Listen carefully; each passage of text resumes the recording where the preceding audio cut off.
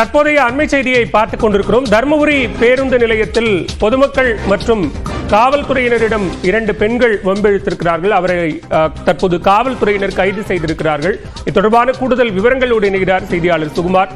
விவரங்களை பதிவு செய்யலாம். என்ன பிரச்சனை காரணமாக அவர்கள் சண்டையிட்டார்? தருமபுரி பேருந்து நிலையில் கடந்த 2 நாட்களுக்கு முன்பு இரவு பேருந்து நிலையத்தில் ஐஸ்வர்யா மற்றும் கண்மணி இவர்கள் இருவரும் சென்னையை சேர்ந்தவர்கள். இவர்கள் தருமபுரி பகுதியில் உள்ள அழகு நிலையங்களில் வேலை பார்த்து வருவதாக தெரிகிறது. இந்நிலையில் கடந்த 2 நாட்களுக்கு முன்பு தருமபுரி நகர பேருந்து நிலையத்தில் சென்னை செல்வதற்காக பேருந்துக்காக காத்திருந்தனர். அப்பொழுது அதிகாலை 4:40 தான் பேருந்து புறப்படும் என்பதற்காகவும் அவர்கள் காத்திருந்தனர். ஆனால் அவர்கள் மதுபோதையில் இருந்ததாகவும் தெரிய வருகிறது. இவர்கள் பொதுமக்களிடம் அநாகரிகமாக பேசுவது மற்றும் வேறு ஒரு முறையில் தகாத முறையில் நடந்து கொண்டு இருப்பதாக தெரிய வந்தது. இதனால் காவல்துறைக்கு தகவல் தெரிவிக்கப்பட்டது.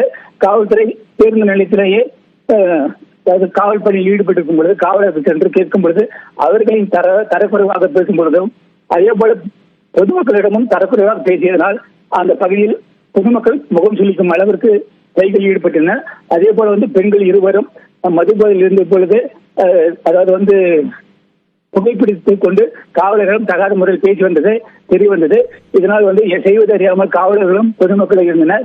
இந்த காட்சியானது சமூக வலைதளங்களில் பரவியதற்கு கடந்த 2 நாளுக்கு முன்பு தருமபுரி நகர காவல்துறையிலிருந்து புகார் தெரிவிக்கப்பட்டு நேற்று இருவரும் சென்னையிலிருந்து கைது செய்து தருமபுரியை அழைத்து வந்துள்ளனர். பாலா, விவரங்களுக்கு நன்றி சுகுமார்.